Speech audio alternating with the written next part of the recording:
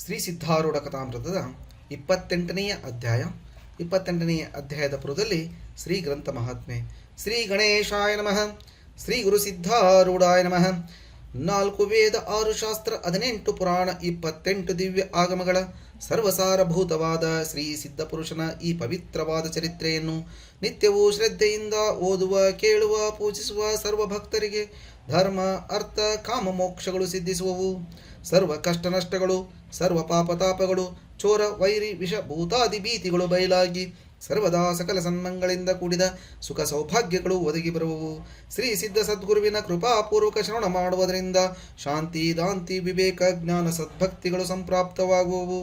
ಈ ಗ್ರಂಥವನ್ನು ತನ್ನ ಇಷ್ಟದೇವತಾ ಮಂತ್ರದೊಡನೆ ಗಂಧ, ಅಕ್ಷತಾ, ಧೂಪ, ದೀಪ, ನೈವೇದ್ಯಗಳಿಂದ ಪೂಜಿಸಿ ಪ್ರತಿ ಅಧ್ಯಾಯದ ಪ್ರಾರಂಭದಲ್ಲಿ ಗ್ರಂಥ ಮಹಿಮೆಯನ್ನು ಪಠಿಸಿ ಸ್ಮರಿಸಿ ನಂತರ ಪಾರಾಯಣ ಮಾಡಿ ಮಂಗಳ ವಿಭೂತಿ ಪ್ರಸಾದಗಳನ್ನು ಭಕ್ತಿಯಿಂದ ಸ್ವೀಕರಿಸುವುದು ಶಿಷ್ಟರ ಸಂಪ್ರದಾಯವಾಗಿದೆ.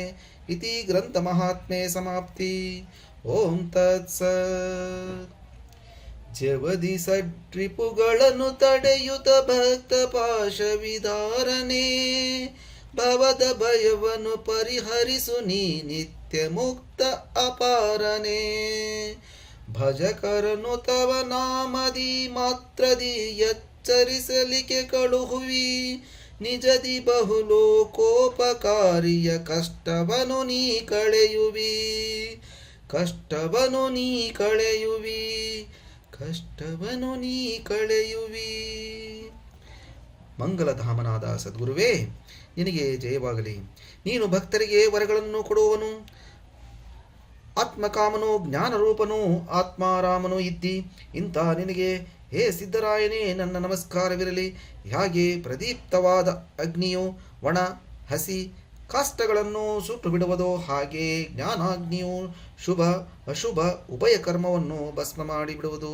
ಕುಂಬಾರನು ವರ್ಷ ಪರ್ಯಂತ ಪ್ರಯಾಸಪಟ್ಟು ಅನೇಕ ಗಡಿಗೆಗಳನ್ನು ಮಾಡಿದನು, ಆದರೆ ದಂಡದಿಂದ ಅದನ್ನು ಒಡೆಯಲು ತತ್ಕಾಲ ಅಷ್ಟು ಮೃತ್ತಿಕಾ ಆಗಿ ಬಿಡುವುದು. ಹಾಗೆಯೇ ಅವಿದ್ಯೆಯು ದೀರ್ಘಕಾಲ ಪ್ರಯತ್ನಪಟ್ಟು ಈ ಸಂಸಾರ ಜಾಲವನ್ನು ರಚಿಸಿತು, ಆದರೆ ಜ್ಞಾನದಂಡದಿಂದ ಒಡೆದ ಕೂಡಲೇ ಅದೆಲ್ಲ ಸಂಪೂರ್ಣವಾಗಿ ಚೈತನ್ಯವಾಗುವುದು.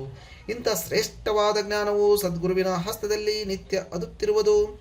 ಆತನಿಗೆ ಶರಣು ಹೋದಂಥವನ ಕೈಯಲ್ಲಿ ಆತನು ಆ ಜ್ಞಾನವನ್ನು ಕೊಡುವನು.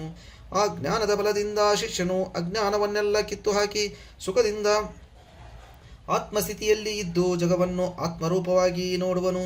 ಜಗವನ್ನು ಆತ್ಮರೂಪದಿಂದ ನೋಡುವವನಿಗೆ ಅದು ತನ್ನ ಸ್ವಶರೀರದಂತೆ ಕಾಣುತ್ತದೆ. ಆಗ ರಾಗದ್ವೇಷಗಳು ನಾಶವಾಗುವವು, ಅವುಗಳ ಕೆಲಸವೇ ಇಲ್ಲದಂತಾಗುವುದು. ಇಂಥವನಿಗೆ ಜ್ಞಾನಿ ಅನ್ನುತ್ತಾರೆ. ಇವನ ಮೂಲಕ ಜನರು ಉದ್ಧರಿಸಲ್ಪಡುವರು. ಈತನ ಅಖಂಡ ಸಂಗತಿಯಿಂದ ಅಜ್ಞಾನಿಗಳು ಭವಾಬ್ದಿಯಿಂದ ತಾರಣ ಹೊಂದುತ್ತಾರೆ. ಇಂಥ ಪ್ರಕಾರದ ಸದ್ಗುರುರಾಜನು ಭಕ್ತರ ಶಾರಣೆ ಹೊರತು ಎರಡನೇ ಹೇತು ಇಲ್ಲದೆ ನಾನಾ ಆಟಗಳಿಂದ ಆಟವಾಡುತ್ತಿರುವನು. ಸಿದ್ಧ ಸದ್ಗುರುವು ಪೂರ್ಣ ದಯಾಳುವಾಗಿದ್ದು ಆತನ ಚಿಂತನೆಯನ್ನು ನಿತ್ಯದಲ್ಲಿಯೂ ಯಾರು ಮಾಡುವರು ಅವರ ಹತ್ತಿರ ಆತನು ಯಾವಾಗಲೂ ಇದ್ದು ಸಂಕಟದೊಳಗಿಂದ ರಕ್ಷಿಸುವನು. ನಿತ್ಯ ಪ್ರಾತಃ ಕಾಲದಲ್ಲಿ ಸದ್ಗುರು ಸನ್ನಿಧಿಯಲ್ಲಿ ಅನೇಕ ಭಕ್ತರು ಬರುತ್ತಿರುವರು. ಭಜನವಾದ ಮೇಲೆ ಸದ್ಗುರುವಿಗೆ ಮಂಗಳಾರತಿಯನ್ನು ಬೆಳಗುವರು. ಭಕ್ತ ಜನರನ್ನು ಈ ಕಾರ್ಯಕ್ಕಾಗಿ ಪ್ರಾತಃ ಕಾಲದಲ್ಲಿ ಎಚ್ಚರಗೊಳಿಸುವುದಕ್ಕೋಸ್ಕರ ಒಬ್ಬನೊಬ್ಬನು ಅವರ ಮನೆ ಮುಂದೆ ಬಂದು ಬರುವನು. ಶಿವಾಯ ನಮಃ ಎಂಬ ಈ ನಾಮವನ್ನು ಗರ್ಜಿಸುತ್ತಾ ಆತನು ದ್ವಾರದಲ್ಲಿ ಬಂದು ನಿಂತು ಮನೆಯವರೆಲ್ಲರೂ ಎಚ್ಚರವಾದ ಮೇಲೆ ಕೆಲಸದ ಮೇಲೆ ಹೋದರು. ಅನಂತರ ಫೌಜದಾರನು ಶಿವಾಯ ನಮಃ ಕುರಿತು ಈ ಸಿಪಾಯಿಗೆ ಏನು ತಿಳಿಯುವುದಿಲ್ಲ.